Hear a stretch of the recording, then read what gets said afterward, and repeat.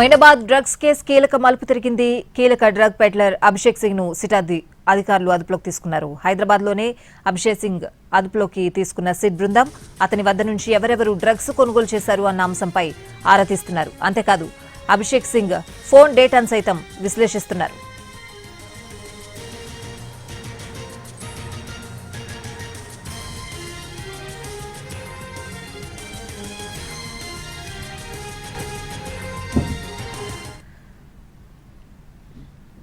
Shamshabad city office నుంచి మా ప్రతినిధి రాధాకృష్ణ లైవ్ లో సిద్ధంగా ఉన్నారు. పూర్తి అప్డేట్స్ అడిగి తెలుసుకుందాం. రాధాకృష్ణ.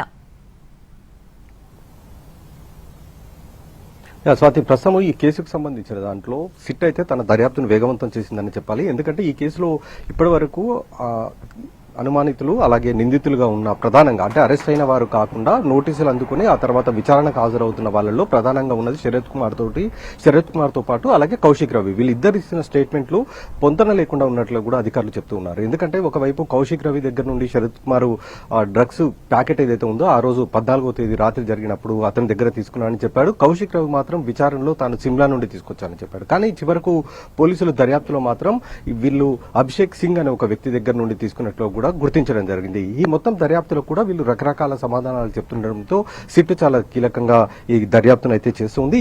నిన్న రాత్రి ఎస్ఓటి పికప్ చేసింది అభిషేక్ సింగ్ ని. మొత్తం 4 టీంలు అతని కోసం గాలిస్తూ ఉండగా నిన్న సాయంత్రం తర్వాత అతన్ని అదుపులోకి తీసుకున్న తర్వాత సిట్ అభిషేక్ ని కూడా విచారించడం జరిగింది. అభిషేక్ అసలు శరత్ కుమార్ కు డ్రగ్స్ ఇచ్చాడా లేదా మరొక వ్యక్తికి ఈ డ్రగ్స్ ఇచ్చాడా అన్న దానికి సంబంధించి అయితే దర్యాప్తు చేస్తున్నారు. ఎందుకంటే కౌశిక్ రవి, శరత్ కుమార్ వీళ్ళిద్దరి దగ్గర నుంచే డ్రగ్స్ కు సంబంధించిన సమాచారం పూర్తి స్థాయిలో రావాల్సి ఉంది. అలాగే మాజీ MLA pilot Rohit Reddy farm house కి సంబంధించిన దాంట్లో ప్రధానంగా పోలీసుల దర్యాప్తు చాలా కీలకంగా మారబోతుంది. సిట్కి సంబంధించిన దాంట్లో దాదాపు గత 2 నెలలుగా ఆ ఫామ్ హౌస్ లో ఏం జరుగుతుందన్న దానిపై దృష్టి సారించారు. ఎందుకంటే చాలా వరకు అక్కడ బిజినెస్ కి సంబంధించిన సెటిల్మెంట్ ఎక్కువగా జరుగుతున్నట్లు కూడా అధికారులు భావిస్తున్న నేపథ్యం ఉంది. కాబట్టి గత 2 నెలలుగా అసలు ఫామ్ హౌస్ లో ఏం జరుగుతుంది, ఎవరెవరు ఈ ఫామ్ హౌస్ వైపు వచ్చారు, ఎన్నిసార్లు పార్టీలు చేసుకున్నా అన్న దానికి సంబంధించి ఒకవైపు సిట్ బృందం దర్యాప్తు చేస్తూనే ఈ పార్టీలో పాల్గొన్న 11 మందికి సంబంధించిన ఆర్థిక లావాదేవీలపైన కూడా దృష్టి సారించి దానికి సంబంధించిన బ్యాంకు అకౌంట్లని ఇప్పటికే గుర్తించి వాళ్ళకి సంబంధించిన సమాచారాన్ని కూడా కొద్దిగా ఇప్పటి వరకు సేకరించడం జరిగింది. అలాగే వీళ్ళ ఫోన్ కాల్ డేటాను కూడా పూర్తి స్థాయిలో తెప్పించారు.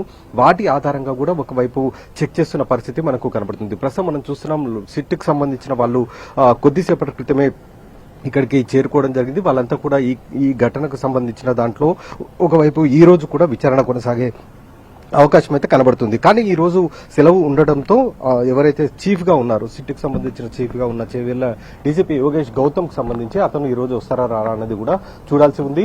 మరొక వైపు దర్యాప్తు మాత్రం కొనసాగుతుంది. ప్రధానంగా బ్యాంకు లావాదేవీలు అలాగే డ్రగ్స్ కొనుగోళ్లపైన ప్రధానంగా దృష్టి సారించింది సిట్. ఈ మొత్తం వ్యవహారాన్ని వెలుగులోకి తీసుకుని రావడం అలాగే ఫామ్ హౌస్ కు సంబంధించిన వ్యవహారం పైన ప్రధానంగా దృష్టి సారించారు.